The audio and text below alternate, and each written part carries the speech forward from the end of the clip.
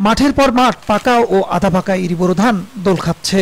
অনেক এলাকায় ধান কেটে ঘরে তুলছেন কৃষক। তবে ধান কাটার আগ মুহূর্তে দেখা দিয়েছে মাজরা ও কারেন্ট পোকার আক্রমণ। এতে দিশেহারা কৃষক।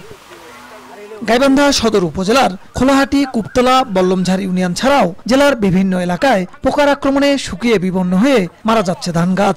একাধিকবার ওষুধ স্প্রে করেও মিলছে না সমাধান।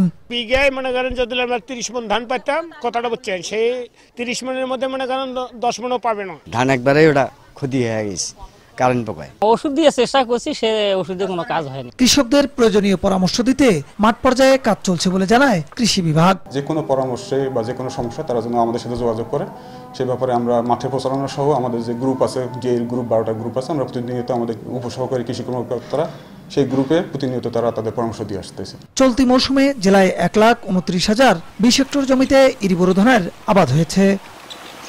বিপ্লব ইসলাম, সময় সংবাদ, গাইবান্ধা।